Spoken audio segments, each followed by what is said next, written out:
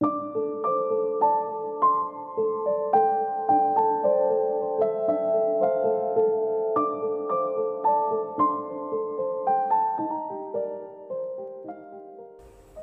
বন্ধুরা, আরএস গল্পকথায় আপনাদের সবাইকে স্বাগত। আশা করি আপনারা সবাই সুস্থ আছেন। বন্ধুরা, আপনারা শুনছিলেন জিম করবেটের লেখা একটি শিকার কাহিনী, রুদ্রপ্রয়াগের নরখাদক চিতা। আজকের তৃতীয় পর্ব।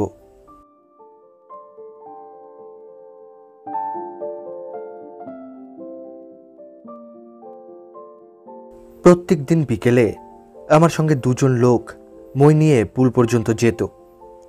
মই বেয়ে আমি উঠে পড়লে পরে রাইফেলটা আমার হাতে দিয়ে মইটা সরিয়ে নিয়ে যেত। দ্বিতীয় দিন পুলের কাছে যখন পৌঁছলাম, সাদা আলখাল্লা পরা একটি লোককে দেখলাম। তার বুকে আর কপালে কি দুটো জিনিস চকচক করছিল। 6 ফুটের উপর ক্রুশ নিয়ে কেদারনাথের দিক থেকে সে পুলটার দিকে আসছিল। পুলে পৌঁছে লোকটা হাঁটু গেড়ে বসল। তারপর ক্রুশটা সামনে তুলে ধরে মাথা নোয়ালো। কিছুক্ষণ সেইভাবে থেকে সে ক্রুশটা তুলে ধরল। তারপর উঠে কয়েক পা এগিয়ে আবার হাঁটু গেড়ে বসে মাথা নামিয়ে ক্রুশ তুলে ধরল।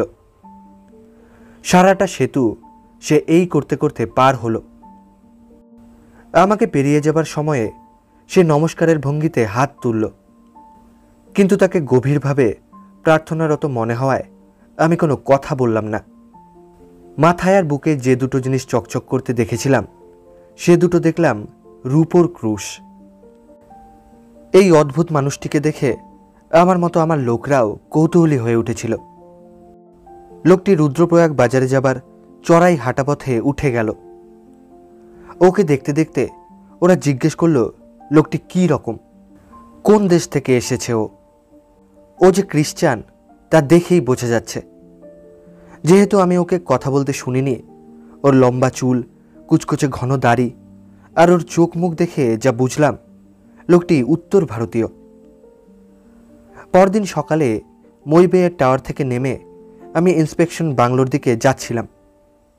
দিনের যে সময়টুকু আমি নরখাদকটার খবরের খোঁজে কাছেরও দূরে গ্রামে গ্রামে ঘুরতাম না, সে সময়টা ওই বাংলোতেই থাকতাম।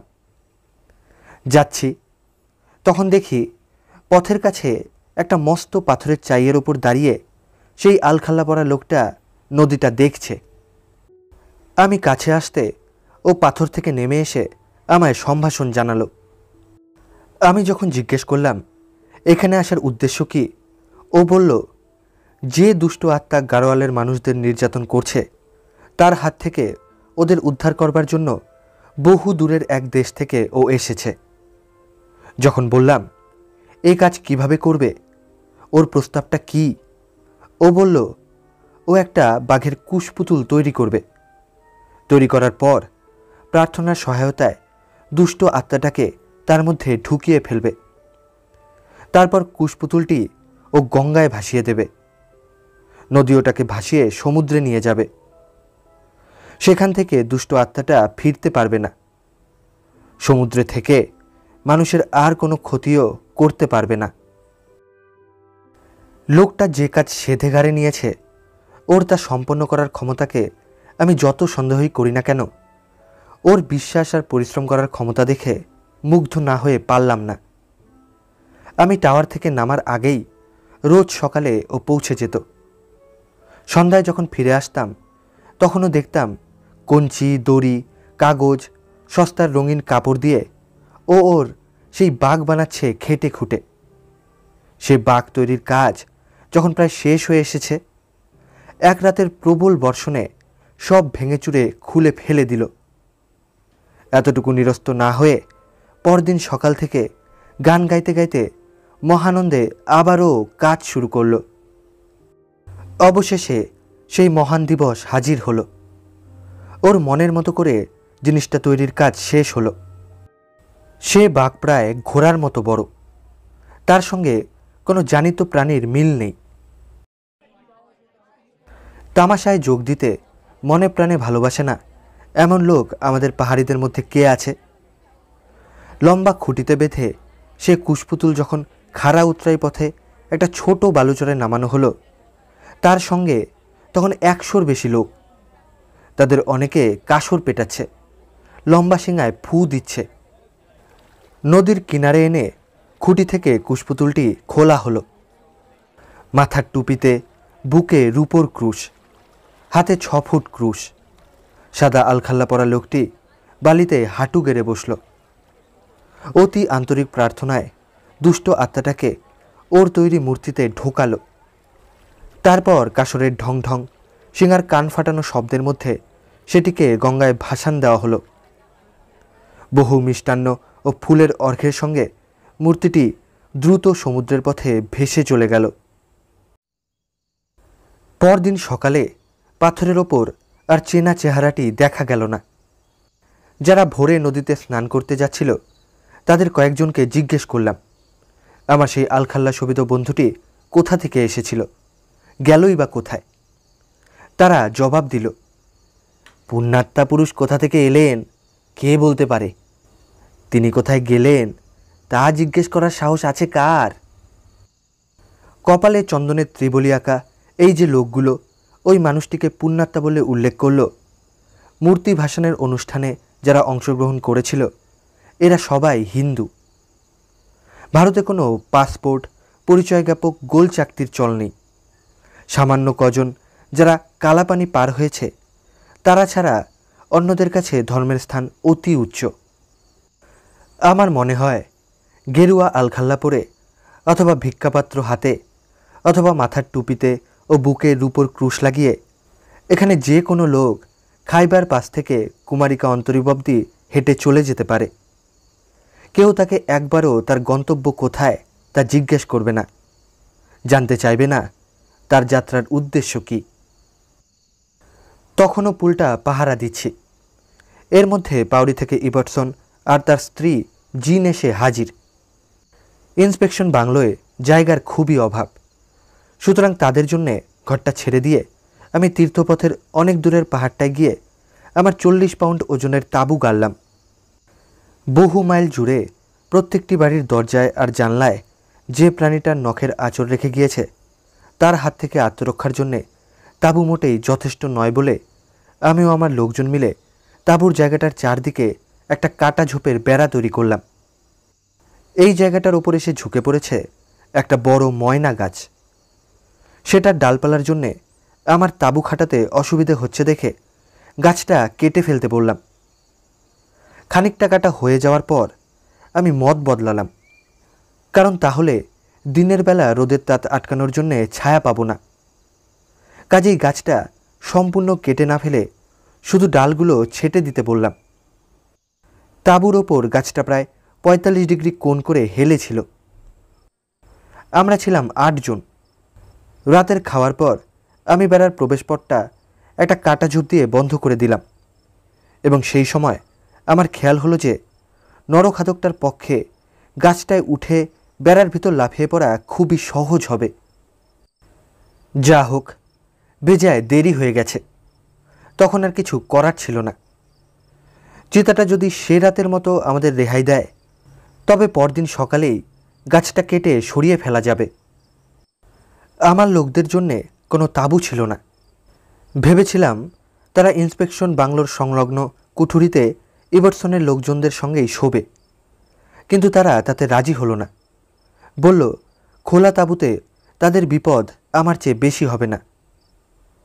আমার রাঁধুনি প্রচণ্ড নাক ডাকায় আমার পাশেই গজখানেক দূরে সে শুয়েছিল এবং তার ওপাশে ছোট জায়গাটার মধ্যে সার্ডিন মাছের মতো গাদাগাদি হয়ে শুয়েছিল নৈনিতাল থেকে আনা 6 জন গাড়োয়ালি।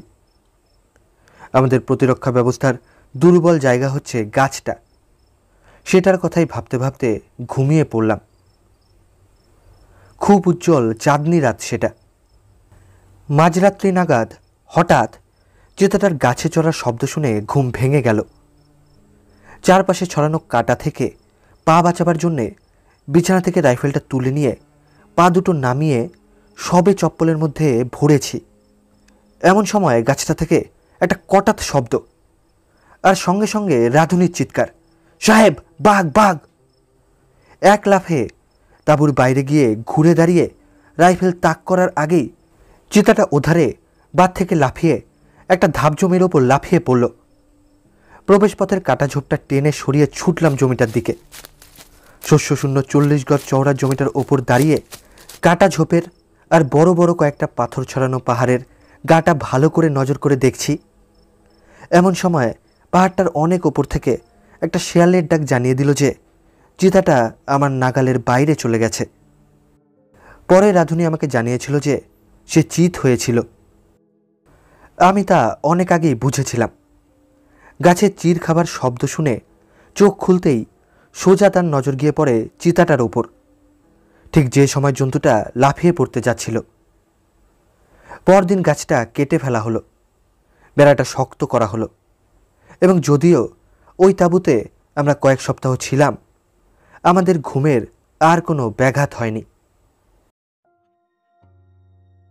কাছাকাছি গ্রামগুলো থেকে খবর পেয়েছি নরখাদকটা ঘরে ঢোকার চেষ্টা করেছে, ব্যর্থ হয়েছে। রাস্তায় তার থাবার ছাপও দেখেছি। এসব থেকে জানতে পেরেছি সেটা তখনও এই অঞ্চলেই আছে। এবটসনরা আসার কয়েকদিন পরেই খবর এলো এক গ্রামে গরু মারা পড়েছে। গ্রামটা রুদ্রপ্রয়াগ থেকে 2 মাইল, এবং যে গ্রামে আখরোট গাছের ওপর খড়ের মাচার ওপর বসেছিলাম সেখান থেকে 1/2 মাইল দূরে। গ্রামটায় গিয়ে দেখলাম একটা 1 কামরা বাড়ির দরজা ভেঙে চিতাটা ঘরের বহু গরুর মধ্যে একটা গরু মেরে সেটাকে দরজা পর্যন্ত টেনে নিয়ে গেছে। তারপর আর দরজার বাইরে বের করতে না পারায় বেশ খানিকটা খাওয়ার পর সেটাকে দোরগোড়ায় ফেলে রেখে গেছে। ঘরটা গ্রামের একেবারে মাঝখানে।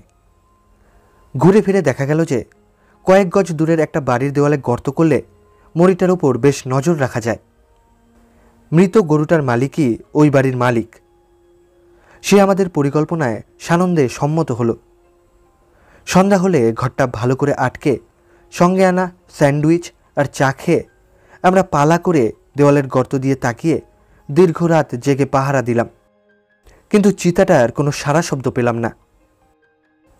সকালে ঘর থেকে বের হওয়ার পর গ্রামবাসীরা গ্রামটা ঘুরিয়ে নিয়ে দেখালো। বেশ বড় গ্রাম। মানুষ ধরার জন্যে বাড়িগুলোর দরজা জানলায় নরখাদকটা বহু বছর ধরে যেসব নখের দাগ রেখে গেছে সেগুলো দেখলাম। বিশেষ করে একটা দরজায় নখের দাগ অন্যান্যগুলোর চেয়ে গভীর। এই দরজা ঠেলেই ঢুকেছিল চিতাটা। এই ঘরের মধ্যেই 40টা ছাগল ও রাখাল ছেলেটা বন্ধ ছিল। একদিন কি 2 দিন পরে আরেকটা গরু মারা পড়ার খবর পাওয়া গেল। এটা বাংলো থেকে কয়েকশো গজ দূরে পাহাড়ের উপর একটা ছোট গ্রামে। এখানেও দেখলাম গরুটা মারা পড়েছে ঘরের ভিতর। তাকে দরজা পর্যন্ত টেনে নিয়ে গেছে ও তার কিছুটা অংশ খেয়ে ফেলেছে। দরজাটার মুখোমুখি 10 গজ দূরে একটা নতুন খড়ের গাদা বানানো হয়েছিল।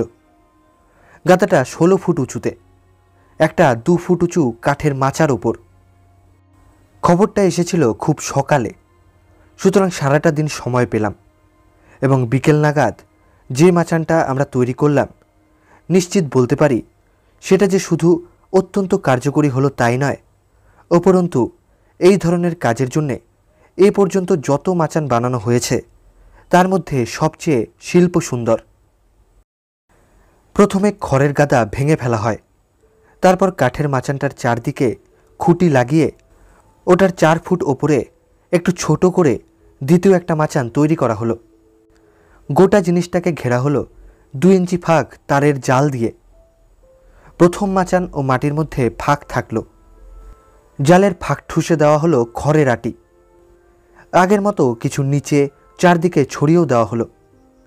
খড়ের গাদাটা এজমালি। তার এক অংশীদার 2-1 দিন আগে থেকে গ্রামে ছিল না। আমাদের কাজ শেষ হওয়ার পরই সে এসে পৌঁছয়। প্রথমটা সে বিশ্বাস করেনি যে কিছু নাড়াচাড়া করা হয়েছে। হাত দিয়ে চারদিক দেখে সংলগ্ন এক ক্ষেতে বাড়তি খড় দিয়ে আমরা যে দ্বিতীয় মাচানটা বানাই সেটা দেখে তবে সে বিশ্বাস করে। সূর্য অস্ত যাওয়ার সময়ে জালের গর্তের ভিতর দিয়ে গুড়ি মেরে আমরা মাচানটার মধ্যে ঢুকলাম ও ঢোকার জায়গাটা ভালো করে আটকে দিলাম। ইবটসন আমার চেয়ে মাথায় খানিকটা খাটো, কাজেই সে বসলো ওপরের মাচানটায়। আরাম করে বসে আমরা দুজনেই খড় সরিয়ে গুলি করার মতো দুটো ছোট ফুটো তৈরি করলাম। যেহেতু চিতাটা আসার পর আর আমাদের মধ্যে কথা বলা চলবে না, সেহেতু ঠিক হলো প্রথম যার চোখে পড়বে সেই গুলি করবে। উজ্জ্বল জ্যোৎস্না রাত ছিল, কাজেই আমাদের টর্চ লাইট ব্যবহারের প্রয়োজনও রইল না। রাতের খাওয়ার পর সারা গ্রাম নিস্তব্ধ হয়ে গেল। প্রায় 10টার সময় শুনতে পেলাম চিতাটা আমাদের পিছনের পাহাড় দিয়ে নেমে আসছে। গাদাটার কাছে এসে সে কয়েক মিনিট চুপ করে দাঁড়িয়ে থাকল। তারপর গুড়ি মেরে ঢুকতে লাগলো আমাদের মাচানটার নিচে। সে যখন ঠিক আমার নিচে এবং তার মাথা ও আমার মধ্যে মাত্র একটা তক্তার ব্যবধান, দীর্ঘ 1 মিনিট কাল সে চুপ করে দাঁড়িয়ে থেকে আবার গুড়ি মেরে এগোতে লাগল। যে মুহূর্তে আশা করছি যে চিতাটা মাচানের তলা থেকে বেরিয়ে মাত্র 3-4 ফুটের ব্যবধানে আমাকে গুলি করার খুব সহজ একটা সুযোগ দেবে, ঠিক সেই সময় ক্যাচ করে একটা বিরাট শব্দ হলো ওপরের মাচানটায়। চিতাটা ছুটে ডান দিকে বেরিয়ে গেল। সেদিকটা আমি আর দেখতে পেলাম না। চরম মুহূর্তে তক্তার আওয়াজটা হওয়ার কারণ, দু পায়ে যন্ত্রণাদায়ক খিল ধরায় একটু আরাম পাওয়ার জন্যে ইবার্টসন সরে বসেছিল একটু। এই রকম চমক খাওয়ার পর চিতাটা আর পরের দিন বা তারও পরের দিন মরিটার কাছে ফিরে এলো না। দুরাত্রি পরে আবার একটা গরু মারা পড়ল রুদ্রপ্রয়াগ বাজারের কয়েকশো গজ ওপরে। গরুর মালিক একটা একটেরে বাড়িতে একাই থাকত, একটাই ঘর। মাঝখানে নানা রকম তক্তার টুকরো বেঁধে একটা দেওয়াল করে একদিকে থাকার ও একদিকে রান্নার ব্যবস্থা। রাতে এক সময় রান্নাঘরে শব্দ শুনে লোকটা জেগে ওঠে। সে ঘরের দরজা বন্ধ করতে ভুলে গিয়েছিল। একটু পরে খোলা দরজার ভিতর দিয়ে যেটুকু চাঁদের আলো আসছিল তাতে তক্তার ফাঁক দিয়ে লোকটা দেখে যে চিতাটা একটা তক্তা টেনে খুলে ফেলার চেষ্টা করছে। দীর্ঘ সময় লোকটা শুয়ে শুয়ে ঘামতে লাগলো, আর চিতাটাও একটার পর একটা তক্তার সঙ্গে লড়াই চালিয়ে যেতে লাগলো। অবশেষে একটাও আলগা তক্তা না পেয়ে ব্যর্থ হয়ে চিতাটা রান্নাঘর থেকে বেরিয়ে ঘরের সংলগ্ন ঘাসের চালার নিচে বাঁধা গরুটাকে মারল। মারার পর দড়ি ছিঁড়ে সেটাকে চালা থেকে সামান্য দূরে টেনে নিয়ে গিয়ে বেশ ভালো মতো একটা ভোজ সেরে বাকিটা সেখানেই ফেলে রেখে গেল। যেখানে মরা গরুটা পড়েছিল সেখান থেকে 20 গজ দূরে পাহাড়ের একেবারে কিনারায় ছিল একটা মাঝারি সাইজের গাছ। তার উপর দিকের ডালের ওপর একটা খড়ের গাদা। এই স্বাভাবিক মাচানটার ওপর থেকে পড়লে পড়ব একেবারে কয়েকশো ফুট নিচের উপত্যকায়। তবুও আমি আর ইবার্টসন সেখানেই বসবো ঠিক করলাম। নরখাদকটাকে মারার সহায়তা করতে গভর্নমেন্ট কয়েকদিন আগে একটা জাতিকলের ফাঁদ পাঠিয়ে দিয়েছিলেন। 5 ফুট লম্বা আর 80 পাউন্ড ওজনের সেই জাতাকলটার মতো একটা ভয়াবহ বস্তু আমি আরেকটি দেখিনি। তার 3 ইঞ্চি লম্বা ধারালো দাঁত লাগানো জাতি দুটো 24 ইঞ্চি করে চওড়া এবং দুটো শক্তিশালী স্প্রিংয়ের সহায়তায় ওটা কাজ করে। স্প্রিং চেপে ধরতে 2 জন লোক দরকার। মরি ছেড়ে যাওয়ার সময়ে প্রায় 40 ফুট চওড়া একটা ক্ষেতের বুক চেরা পায়ে চলা পথ ধরে গিয়ে চিতাটা একটা 3 ফুট উঁচু আল পেরিয়ে আরেকটা ক্ষেতের উপর দিয়ে গেছে। এই ক্ষেতটায় চারদিকে ঘন ঝোপে ঢাকা পাহাড়। ওপরের ও নিচের ক্ষেতের মাঝামাঝি আমরা জাতিকলটা পাতলাম। চিতাটা যাতে অবশ্যই জাতিকলে পা দেয় সেজন্যে পথের দুপাশে কয়েকটা কাটা ডাল পুঁতলাম। জাতিকলের একদিকে 1/2 ইঞ্চি মোটা ছোট শেকল আটা। সেই শেকলের মুখে 3 ইঞ্চি ব্যাসের একটা কড়া। এই কড়ার ভিতর দিয়ে একটা মোটা গোজ ঢুকিয়ে মাটিতে শক্ত করে পুঁতে জাতিকলটাকে মাটির ওপর বসালাম। এসব ব্যবস্থা শেষ হলে পর জিন ইবার্টসন লোকজনদের নিয়ে বাংলোয় ফিরে গেল এবং আমিও ইবার্টসন গাদাটার ওপর গিয়ে উঠলাম। আমাদের সামনে একটা লাঠি বেঁধে তার উপর দিয়ে কিছু খড় ঝুলিয়ে দিয়ে আড়াল তৈরি করা হলো। তারপর আমরা আরাম করে বসে চিতাটার জন্য অপেক্ষা করতে লাগলাম।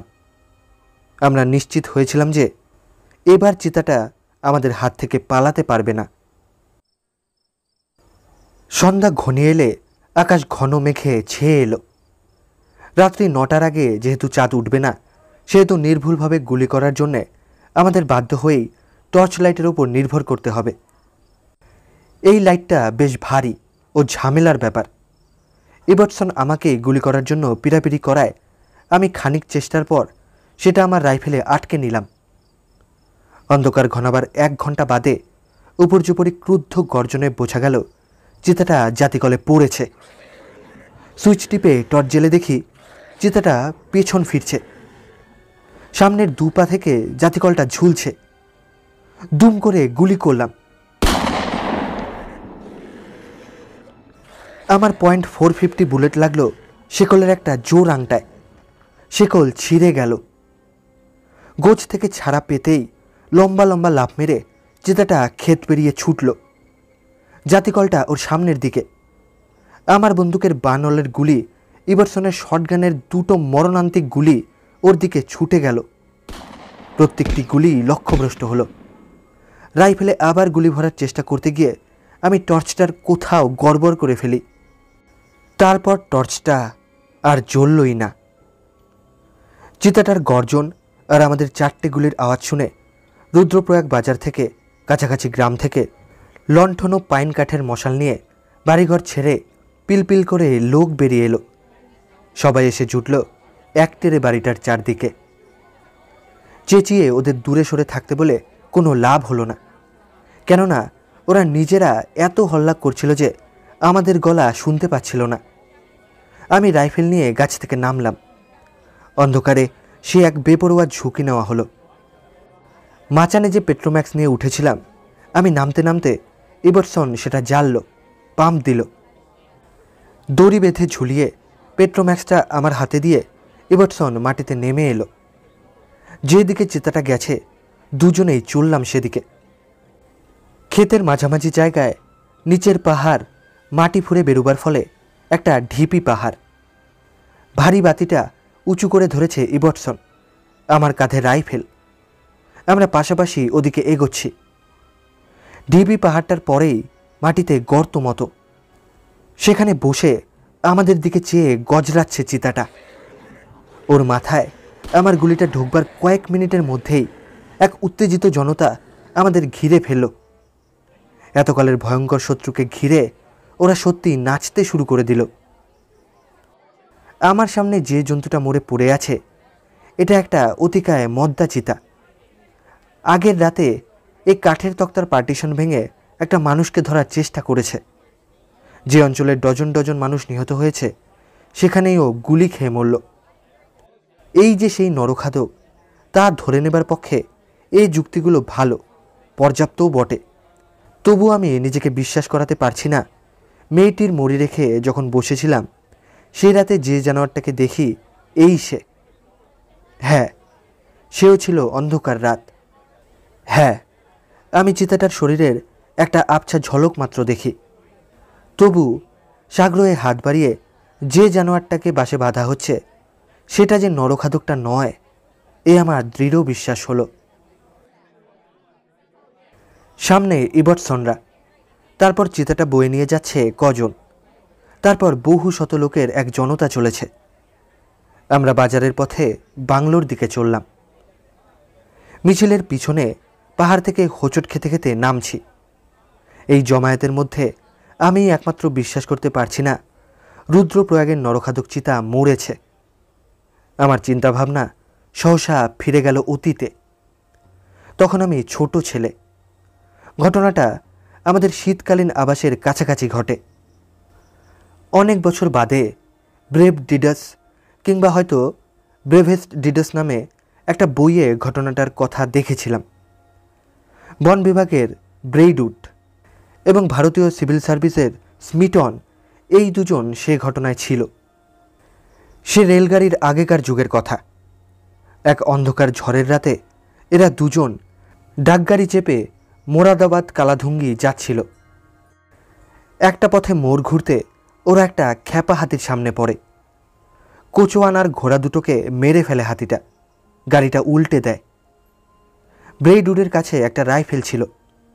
রাইফেলটা কেস থেকে বের করে জোড়া লাগিয়ে ও যখন গুলি ভরছে, স্মিটন গাড়িতে উঠে একমাত্র আভাঙা বাতিটি বাতিদান থেকে খুলে নেয়। মাথার ওপর উঁচু করে ধরলে সেই বাতিতে সামান্য আলোর আভা ছড়াচ্ছিল মাত্র।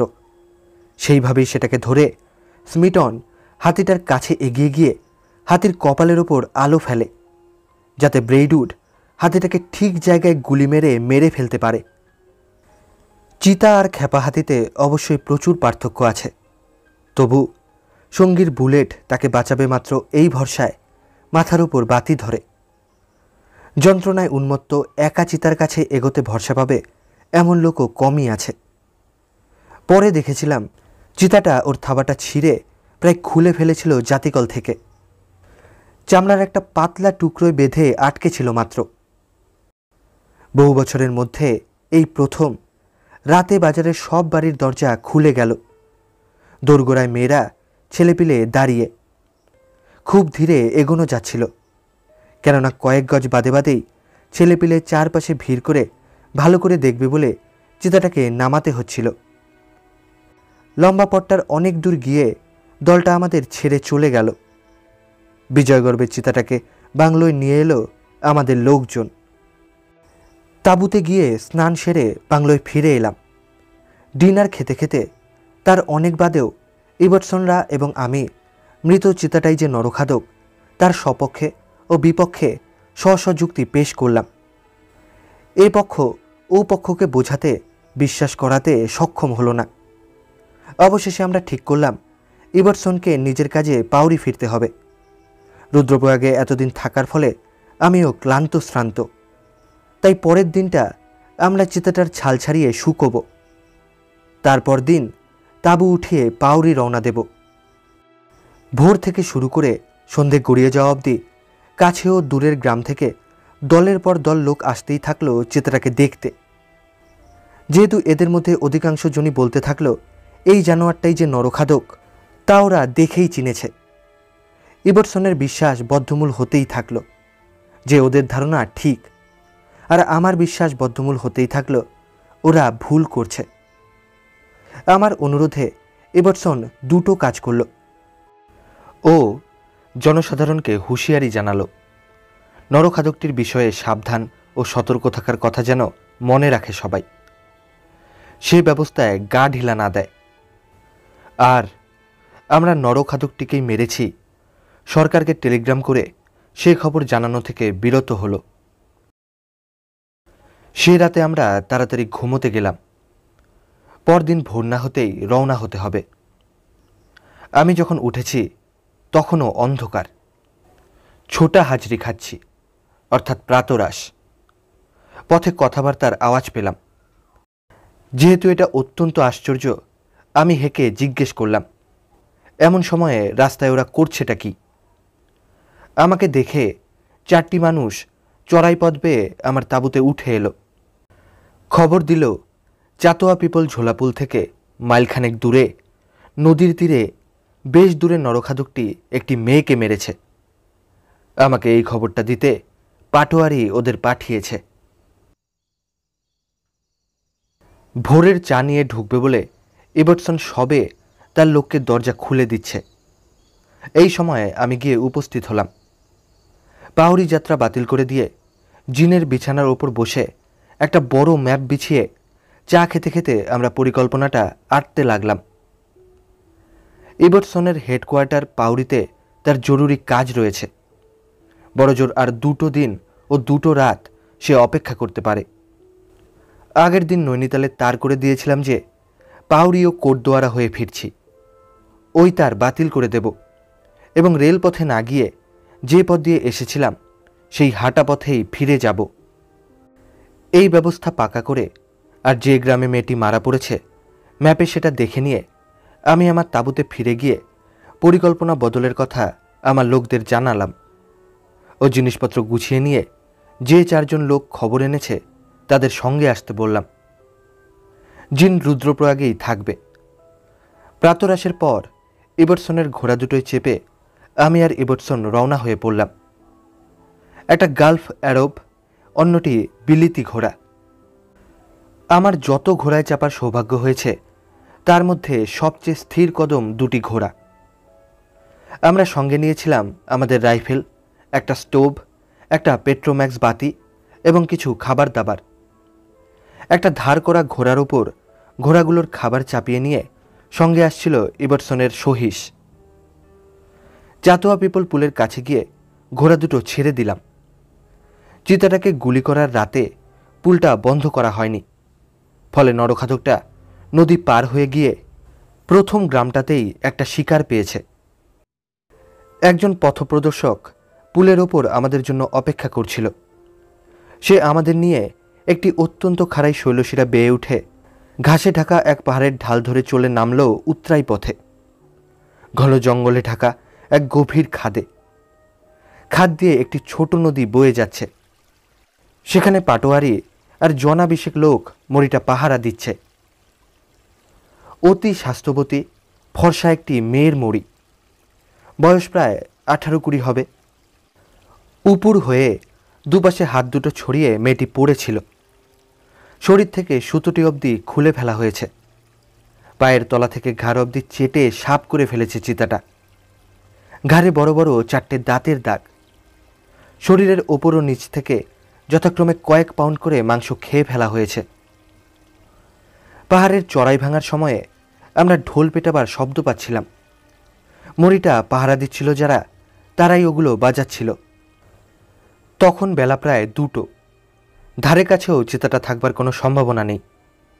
পাটোয়ারিয়ার পথপ্রদর্শকটিকে সঙ্গে নিয়ে আমরা চড়াই পথে গ্রামে গেলাম একটু চায়ের জোগাড়ে। চা খেয়ে যে বাড়িতে মেয়েটিকে মারা হয়েছে সে বাড়িটা একবার দেখে নিতে গেলাম। পাথরে তৈরি এক কামরা বাড়ি, 6 থেকে 9 বিঘা খাঁজ কাটা ক্ষেতের ঠিক মধ্যিখানে। বাড়িতে থাকতো মেয়েটি, ওর স্বামী আর ওদের 6 মাসের একটি বাচ্চা। দুর্ঘটনার 2 দিন আগে স্বামীটি এক জমির মামলায় সাক্ষ্য দিতে পাউরি চলে যায় এবং বাড়ির তত্ত্বাবধানে রেখে যায় তার বাবাকে। মারা যাবার রাতে মেয়েটিও তার শ্বশুর রাতের খাওয়া শেষ করে। শুতে যাওয়ার আগে মেয়েটি শিশুটিকে দুধ খাইয়ে তাকে শ্বশুরের কোলে দিয়ে দরজা খুলে সিঁড়ির ধারে গিয়ে বসে। আগেই বলেছি, আমাদের পাহাড়ি মানুষদের বাড়িতে শৌচাগারের ব্যবস্থা নেই। মায়ের কোল থেকে ঠাকুরদার কোলে গিয়ে শিশুটা কাঁদতে শুরু করে। সুতরাং বাইরে কোনো শব্দ হলেও তা শোনার সম্ভাবনা কম, এবং আমি নিশ্চিত যে কোনো শব্দ হয়নি। রাতটা ছিল অন্ধকার। লোকটা কয়েক মিনিট অপেক্ষার পর মেয়েটিকে ডাক দিল।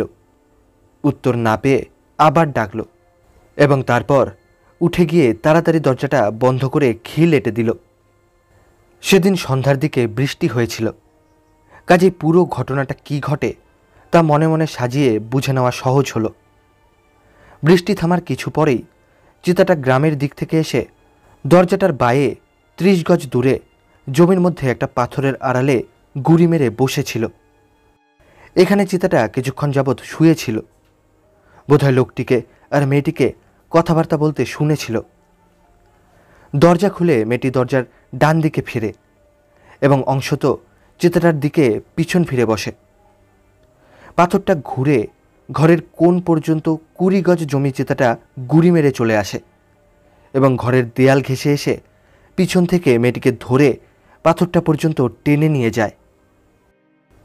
মেয়েটি মারা যাবার পর, অথবা সম্ভবত যখন ওর শ্বশুর উদ্বেগের ডাকাডাকি করে, তখন চিতাটা তাকে মুখে করে উঁচু করে তুলে নেয়, যার জন্যে চষার নরম জমিটার ওপর মেয়েটির হাতের বা পায়ের কোনো দাগ পড়েনি।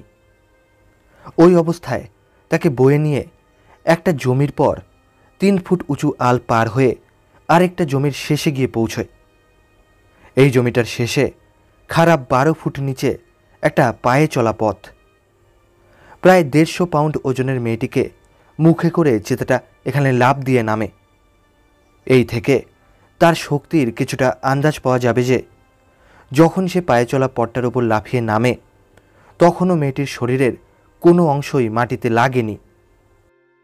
পথটা পার হয়ে সে পাহাড় বেয়ে সোজা নিচে 1/2 মাইল খানেক নেমে যায়। জামা কাপড় ছিঁড়ে ফেলে এখানেই মেয়েটির কিছু অংশ খাওয়ার পর তাকে একটা ঘন লতার ছাউনি দেওয়া গাছের ছায়াতে এক টুকরো পান্না সবুজ ঘাসে ঢাকা জমির ওপর রেখে যায়।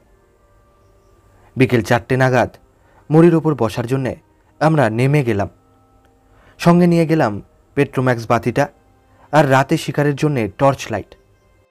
এটা ধরে নেওয়া যুক্তিযুক্ত যে মেয়েটিকে খোঁজার সময় ও পরে পাহারা দেওয়ার সময় গ্রামবাসীরা যে হইচই করেছিল, চিতাটা তা শুনতে পেয়েছে এবং সে যদি মরির কাছে ফিরে আসে তবে অতি সন্তর্পণে আসবে। সুতরাং আমরা ঠিক করলাম মরির কাছাকাছি বসব না। তাই 60 গজ দূরে পাহাড়ের গায়ে একটা গাছ বেছে নিলাম। গাছটি ওই ঘাসি জমির মুখোমুখি। এই বেটে ওক গাছটা পাহাড় থেকে বেরিয়েছে প্রায় এক সমকোণ রচনা করে। পেট্রোম্যাক্সটা খোদলে লুকিয়ে রেখে পাইন পাতা চাপা দেওয়া হলো। দুটো ডালের মাঝখানে বসল ইবটসন। সেখান থেকে মরিটা স্পষ্ট দেখা যায়। আর আমি বসলাম গাছের গুড়িতে, তার দিকে পিছন ফিরে ও পাহাড়ের দিকে মুখ করে। ইবটসন গুলি করবে, আমি আমাদের নিরাপত্তার দিকে নজর রাখব। সম্ভবত ব্যাটারি নিঃশেষ হয়ে যাওয়ার ফলেই টর্চ লাইটটা কাজ করছিল না। অতএব পরিকল্পনা ছিল যে যতক্ষণ ইবটসন গুলি করার মতো দেখতে পাবে ততক্ষণই আমরা বসে থাকব। তারপর পেট্রোম্যাক্সটা জ্বালিয়ে গ্রামে ফিরে যাব। সেখানে রুদ্রপ্রয়াগ থেকে আমাদের লোকদের এসে পৌঁছানোর কথা আছে। এলাকাটি ঘুরে দেখবার সময় আমাদের ছিল না, কিন্তু গ্রামবাসীরা জানালো যে মরিটার পূব দিকে একটা ঘন জঙ্গল আছে এবং তারা নিশ্চিত যে তাদের তাড়া খেয়ে চিতাটা সেখানেই গিয়ে আশ্রয় নিয়েছে। যদি চিতাটা সেই দিক দিয়ে আসে তবে ঘাসি জমিতে আসার বহু আগেই ইবটসন তাকে দেখতে পাবে এবং খুব সহজেই গুলি করতে পারবে, কারণ তার রাইফেলে টেলিস্কোপিক সাইট লাগানো আছে। এতে যে শুধু নিশানায় নিখুঁত হয় তা নয়, উপরন্তু পরীক্ষা করে দেখা গেছে আলোর ব্যাপারেও 8 ঘন্টা অতিরিক্ত সময় হাতে পাওয়া যায়। এই ধরনের পরিস্থিতিতে যা অত্যন্ত জরুরি, কেননা দিনের আলোর 1টি মিনিটের কম বেশির ওপরেই সাফল্য বা ব্যর্থতা নির্ভর করে। উঁচু পাহাড়ের পিছনে পশ্চিমে সূর্য অস্ত যাচ্ছে। কিছুক্ষণ হলো আমাদের এদিকে ছায়া পড়েছে। এমন সময় যেদিকে ঘন জঙ্গল আছে শুনেছিলাম, সেদিক থেকে হঠাৎ একটা কাকার হরিণ ডাকতে ডাকতে পাহাড় বেয়ে ছুটে নেমে এলো। পাহাড়ের গায়ে গিয়ে সেটা থামল। কিছুক্ষণ সেখানে দাঁড়িয়ে ডাকল, তারপর চলে গেল পাহাড়ের অন্য দিকে। শব্দটা ক্রমে দূরে মিলিয়ে গেল। কাকারটা নিঃসন্দেহে চিতাটাকে দেখেই ভয় পেয়েছে এবং যদিও ও অঞ্চলে অন্য অনেক চিতা থাকাও সম্ভব, তবু আমার আশা বেড়ে উঠল। ইবটসনের দিকে তাকিয়ে দেখলাম সেও উৎকণ্ঠ হয়ে উঠেছে। দুটো হাতি রয়েছে রাইফেলে।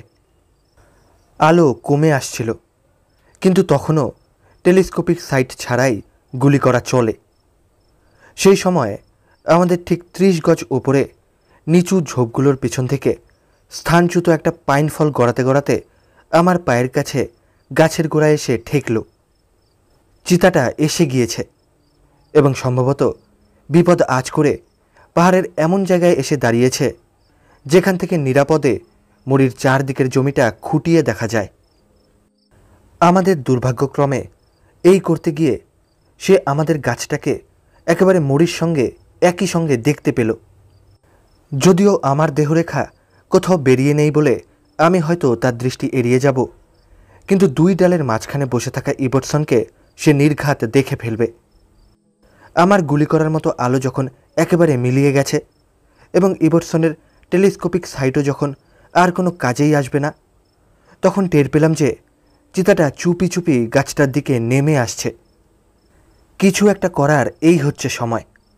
সুতরাং ইবটসনকে আমার জায়গায় বসতে বলে আমি বাতিটা বের করে আনলাম। বাতিটা জার্মানির তৈরি।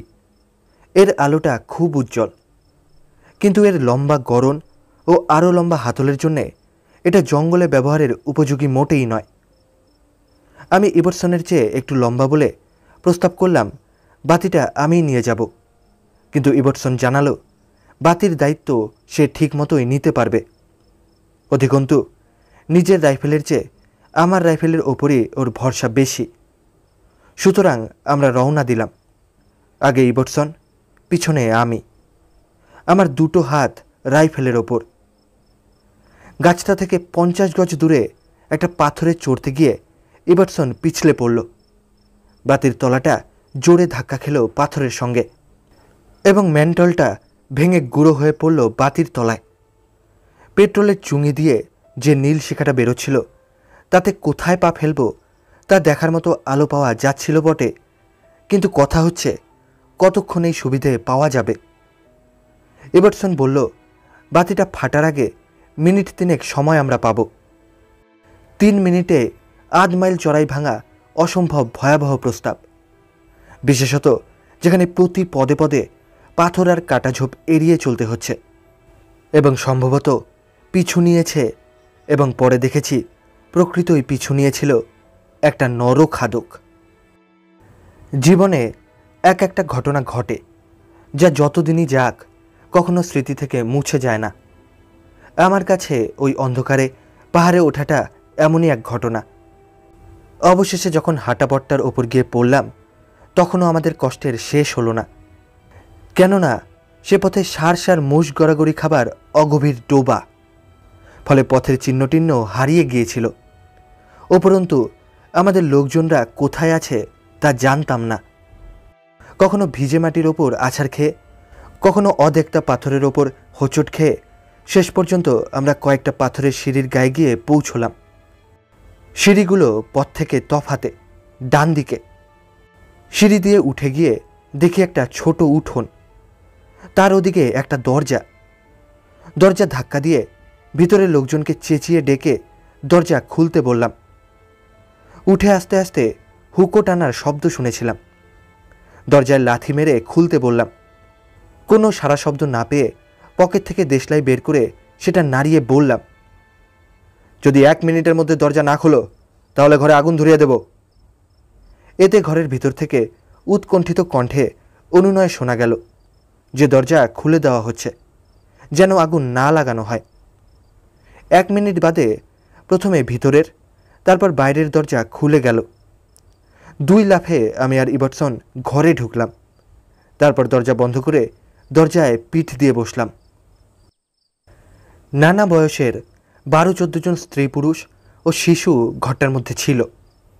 আমাদের এরকম অদ্ভুত আবির্ভাবের পর লোকগুলো সংবিত ফিরে পেয়ে দরজা খোলায় দেরির জন্যে ক্ষমা চাইল। বলল যে পরিবার শুদ্ধ সবাই এতদিন নরখাদকের আতঙ্কে বাস করতে করতে সাহস তাদের একেবারে নষ্ট হয়ে গিয়েছে।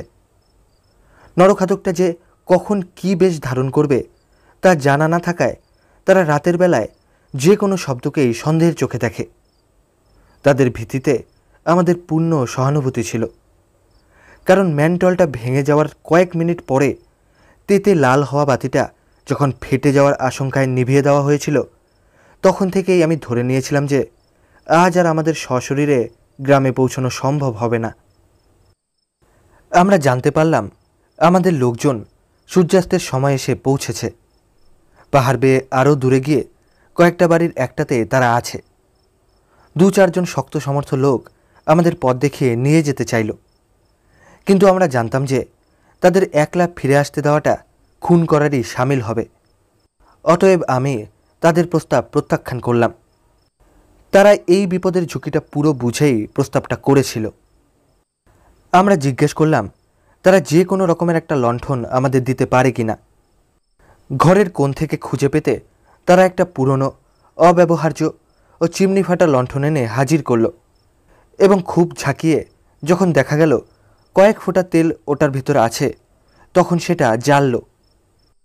ঘরের সবাইয়ের শুভেচ্ছা নিয়ে আমরা বের হলাম ও সঙ্গে সঙ্গেই দরজা দুটো বন্ধ হলো। আরও মোষের গর্ত, আরও ডোবা পাথর, কিন্তু টিমটিমে আলোটার সাহায্যে আমরা ভালোভাবেই হাঁটলাম এবং দ্বিতীয় যে সিঁড়িটা দিয়ে আমাদের উঠে যেতে হবে বলেছিল সেটার কাছে পৌঁছলাম। সিঁড়ির ওপরে উঠে দেখি ডাইনে বায়ে টানা লম্বা একসার দোতলা বাড়ির সামনেকার উঠোনের ওপর আমরা এসে পড়েছি।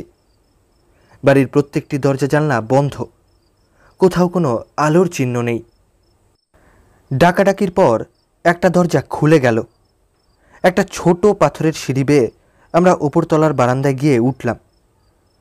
এখানে পাশাপাশি দুটো ঘর আমাদেরও আমাদের লোকজনের জন্য ছেড়ে দেওয়া হয়েছে। আমাদের লোকেরা যখন লণ্ঠন ও রাইফেলগুলো নামিয়ে নিচ্ছিল, তখন কোথা থেকে একটা কুকুর এসে উপস্থিত। সেটা একটা গ্রাম্য নেড়ি কুকুর, বেশ বন্ধুভাবাপন্ন। লেজ নাড়তে নাড়তে আমাদের পায়ের চারদিকে শুকে যে সিঁড়ি দিয়ে আমরা এইমাত্র উঠে এসেছি সেই দিকে এগিয়ে গেল। পর মুহূর্তেই একটা ভয়ার্ত আর্তনাদ করে ভীষণ ঘেউ ঘেউ করতে করতে সেটা আমাদের দিকে পিছিয়ে এলো। সমস্ত লোম তার খাড়া হয়ে উঠেছে। যে লণ্ঠনটা আমরা নিয়ে এসেছিলাম সেটা উঠোনে পৌঁছতেই নিভে গিয়েছিল, কিন্তু আমাদের লোকেরা এর জোড়াটাকে জোগাড় করে রেখেছিল। আমি খুব তাড়াতাড়ি রাইফেলে গুলি ভরে নেবার পর এভারসন লণ্ঠনটাকে নানাভাবে কাত করে ঘুরিয়ে ধরেও 8 ফুট নিচের মাটি পর্যন্ত আলো ফেলতে পারল না। কুকুরটাকে লক্ষ্য করেই চিতাটার গতিবিধি আন্দাজ করা যাচ্ছিল। চিতাটা যখন উঠোন পার হয়ে সিঁড়ি দিয়ে পথের দিকে নেমে গেল, তখন কুকুরটা আস্তে আস্তে ঘেউ ঘেউ থামিয়ে শুয়ে পড়ল এবং একাগ্র দৃষ্টিতে সেদিকে তাকিয়ে থেকে মাঝে মাঝে গড়গড় করতে লাগল। আমাদের জন্য যে ঘরটা খালি করে দেওয়া হয়েছিল সেটায় কোনো জানলা নেই। নিরাপদে সেটার মধ্যে থাকতে হলে নিরেট দরজাটা বন্ধ করে দিতে হয়, কিন্তু তাহলে আর আলো বাতাস আসবে না। কাজেই রাতটা বারান্দার ওপর কাটাবো স্থির করলাম। ঘরটায় যে থাকতো কুকুরটা মনে হলো তারই। দেখলাম বারান্দায় শুতে সে অভ্যস্ত, কারণ নিশ্চিন্তভাবে সে আমাদের পায়ের কাছে শুয়ে থাকল। ফলে আমাদের মনেও একটা নিরাপত্তার অনুভূতি হলো। তারপর দীর্ঘ রাতের প্রহরগুলো পালা করে পাহারা দিয়ে কাটালাম।